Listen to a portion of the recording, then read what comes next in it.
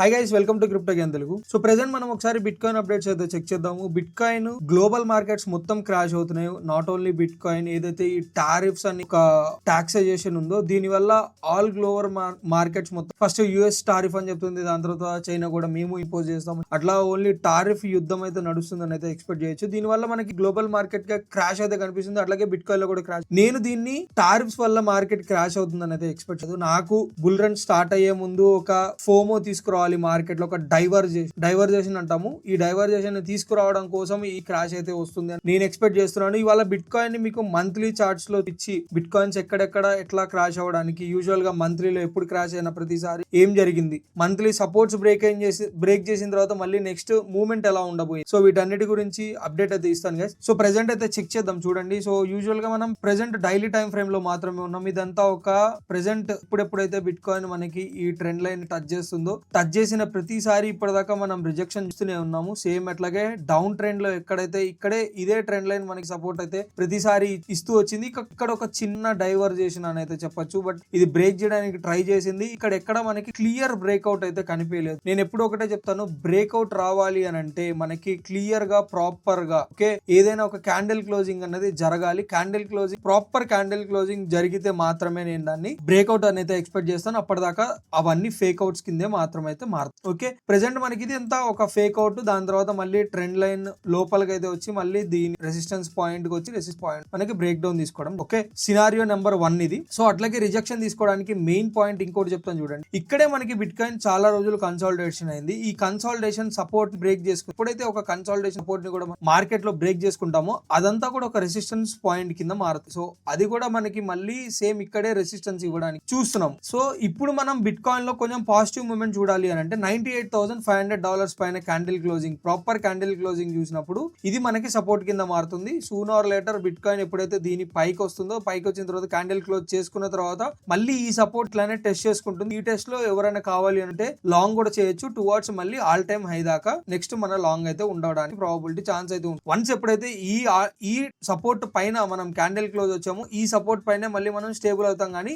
ఈ సపోర్ట్ కన్నా కింద మళ్ళీ డీవియేషన్ అయితే ఈ లోపు రాదు. సో నెక్స్ట్ మనకి కనిపిస్తుంది ఏంటి అంటే ఇదంతా ఒక ఫాలింగ్ విడ్జ్ లో అయితే కనిపిస్తుంది కదా. సేమ్ అలాగే మనకి కింద ఆర్ఎస్ఐ కూడా ఇండికేట్ చేస్తుంది చూడండి. సేమ్ ఫాలింగ్ విడ్జ్ అనేది మనకి ఆర్ఎస్ఐ లో కూడా కనిపిస్తుంది. బిట్ కాయిన్ ఆల్రెడీ క్రాష్ అయినప్పుడు ఇక్కడ ఇది ఆర్ఎస్ఐ పాయింట్ అండ్ అట్లాగే ఇది క్రాష్ అయిన పాయింట్. సో మనం చూసుకుంటే ఆర్ఎస్ఐ లో ఉన్నంత మనం చూసుకుంటే ప్రైస్ లో వచ్చినంత డౌన్ మళ్ళీ ఆర్ఎస్ఐ అయితే రాలేదు. So RSI positive point and price at down movement ఇది ఇండికేట్ చేస్తుంది it's and bullish diversion. Okay, మనకి ఆర్ఎస్ఐ లో 2 టైప్స్ ఆఫ్ డైవర్జన్స్ ఉంటాయి. ఒకటి బేరిష్ డైవర్జన్స్ ఉంటాయి, బులిష్ డైవర్జన్ ఉంటాయి. ప్రెసెంట్ మనం సిచ్యువేషన్ చూసుకుంటే కనుక ఇది బులిష్ డైవర్జన్ ఆర్ఎస్ఐ ప్రకారంగా చూసుకుంటే, అట్లాగే ఇది మనకి బులిష్ డైవర్జన్ అయితే కనిపిస్తుంది. సో నెక్స్ట్ మనం ఒకసారి బిట్ కాయిన్ ని మంత్లీ టైం ఫ్రేమ్ లో అయితే చెక్ చేద్దాం. మంత్లీ టైం ఫ్రేమ్ లో ఏం జరుగుతుంది, ఎప్పుడు ప్రతిసారి మంత్లీ సపోర్ట్ బ్రేక్ చేసిన ప్రతిసారి ఏం జరిగింది. సో యూజువల్ గా ఇక్కడ బ్యాక్ ఇన్ 2022 ఇది మనకి ఈ ఎల్లో లైన్స్ అన్ని ప్రెసెంట్ ఏవైతే ఎల్లో లైన్స్ ఉన్నాయో ఇవన్నీ మనకి మంత్లీ సపోర్ట్ బ్రేక్ చేసిన ఛానల్స్ ఇవన్నీ. సో వీటిని అంటే ఒకసారి డీటెయిల్డ్ గా చెక్ చేద్దాం. 2022 లో మనకి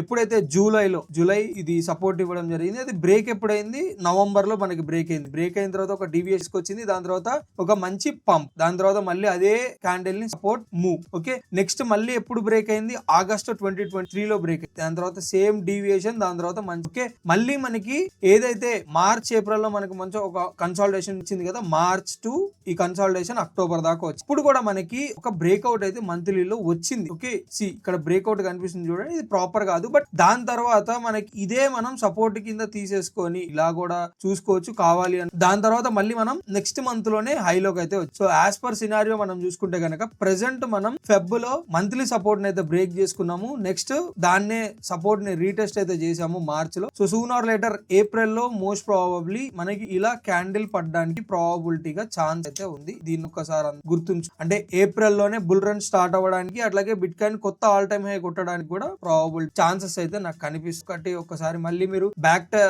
మీరు వెళ్ళి చార్ట్స్ లో బ్యాక్ చేయండి ఏదైనా. సో నెక్స్ట్ మనం అదే సేమ్ పాలసీని కనుక మనం ఆల్ట్స్ మార్కెట్ క్యాప్ లో పెడితే, ఆల్ట్ మార్కెట్ క్యాప్ లో ఉన్న మంత్లీ సపోర్ట్ మనం చూసుకుంటే కనుక యూజువల్ గా మనకి $180 to $190 బిలియన్ మార్కెట్ క్యాప్ అయితే కనిపిస్తుంది. ఇక్కడే మళ్ళీ మనకి సపోర్ట్ తీసుకోవడానికి కూడా ప్రాబబిలిటీగా ఛాన్స్ అయితే ఉంది. ఎక్కువ మనకి ఫాల్ అయితే రాదు. ఏవైతే ఆల్ట్స్ ఇంకా మనకి కొన్ని హై రైజెస్ లో ఉన్నాయో ఇవి మాత్రమే పడుతూ ఉంటాయి. దీంట్లో పెద్ద చూడాల్సి ఇది ఒక్కసారి అయితే గుర్తుంచుకోండి. ఆల్ట్ మార్కెట్ క్యాప్ కూడా ఇక్కడ దాకా పడ్డానికి అవ్వడానికి ప్రాబబిలిటీ ఛాన్స్ ఉందని. ఒకవేళ దీని కింద మంత్లీ క్యాండిల్ క్లోజింగ్ రావడం అనేది హైలీ ఇంపాసిబుల్. అప్పుడు దాన్ని బట్టి మళ్ళీ మనం రివాల్యుయేషన్ అయితే. నెక్స్ట్ కమింగ్ టు డామినెన్స్ ఎప్పుడైతే ఈ ట్రెండ్ లైన్ బ్రేక్ చేసి కిందకు వస్తుందో అప్పుడే మనకు ఆల్ట్స్ లో పంప్ వస్తుంది. నిన్న మీరు ఆల్రెడీ విట్నెస్ చేయొచ్చు. సో ఎప్పుడైతే మనకి ఈ ట్రెండ్ లైన్ కన్నా కింద మనకి మార్కెట్ రావడం జరిగిందో అప్పటి నుంచి మనకి ఒక మంచి పంపు చూడడం. బట్ మళ్ళీ దీనిపైనే మనం మళ్ళీ క్లోజ్ అయితే చూస్తున్నాము. ప్రెసెంట్ ఈ ట్రెండ్ లైన్ అయితే మన 61.55% ట్రెండ్ లైన్ అయితే బ్రేక్ చేయకూడదు గైస్. బ్రేక్ చేస్తే గనక బిట్ కాయిన్ లో చాలా మంచి బ్లీడింగ్ అయితే రావడానికి ప్రాబబిలిటీ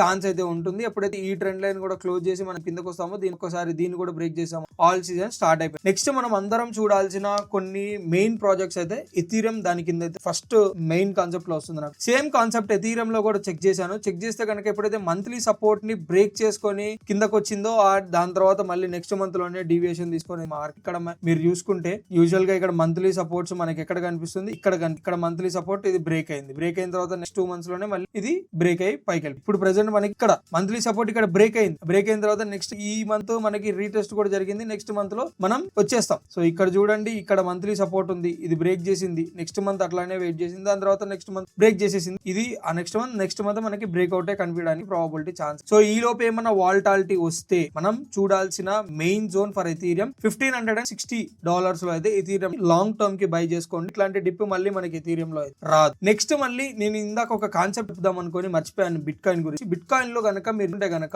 ఇదంతా ఒక వాల్యూమ్ జోన్. బిట్ కాయిన్ ఇప్పుడు trading around no volume, 0 volume zone అంటాం. ఇక్కడ ఏ వాల్యూమ్ అయితే లేదు. యూజువల్ గా ఇట్లాంటి ఇక్కడ ఇప్పుడు ప్రెసెంట్ ఉన్న సపోర్ట్ బ్రేక్ అయితే గనక సూన్ ఆర్ లేటర్ మనం 70,000 దాకా కూడా ఏదైతే మనకి ప్రీవియస్ కన్సాలిడేషన్ జోన్ ఉందో ఈ కన్సాలిడేషన్ సపోర్ట్ దాకా మనం చూడడానికి కూడా ప్రాబబిలిటీ ఛాన్స్ అయితే ఉంటుంది. అట్లాగే నేను ఇంత ముందు మీకు క్లియర్ గా ఒకటైతే చూపిస్తాను చూడండి. ఇక్కడ సో ప్రెసెంట్ ఈ ప్యాటర్న్ ని చూసుకుంటే కనుక ఈ ప్యాటర్న్ నేను ఎప్పుడో మన టెలిగ్రామ్ ఛానల్లో అయితే అప్డేట్ చేయడం జరిగింది. దీన్ని హెడ్ అండ్ షోల్డర్ ప్యాటర్న్. ఎప్పుడైతే ఈ 92,000 చేంజ్ లో మనకి బ్రేక్అవుట్ అయితే ఇచ్చిందో క్లియర్ గా మెన్షన్ చేశాను. ఇదే పాయింట్ లో నా దగ్గర టెలిగ్రామ్ లో ఆల్రెడీ చార్ట్ కూడా ఉంది చూడండి. బ్రేక్అవుట్ వచ్చింది, break it's not at all a good sign అని చెప్పాను. అక్కడ నుంచి మార్కెట్ ఆగకుండా ఫాల్ అయ్యి మనకి డౌన్ పాయింట్ వచ్చేసరికి $78,000. ఈ ఛానల్ బ్రేక్ అవ్వకుండానే మార్కెట్ ఆగకుండా కంటిన్యూస్ గా పంపైతే జరిగింది. బట్ సపోర్ట్ చేయడానికి మెయిన్ రీజన్ నాకు కనిపించింది ఏంటి అని ఈఎంఐ అన్నది సపోర్ట్ చేయడం జరిగింది. 200 డైలీ మూవింగ్ యావరేజ్. యూజువల్ గా ఇది ఇప్పుడు ఒకసారి సపోర్ట్ అయితే ఇచ్చింది. దాని తర్వాత మళ్ళీ అదే జోన్ లోకి వచ్చాము. ఈసారి కూడా మనం మళ్ళీ సపోర్ట్ తీసుకోలేకపోతే స్ట్రైట్ ఫార్వర్డ్ గా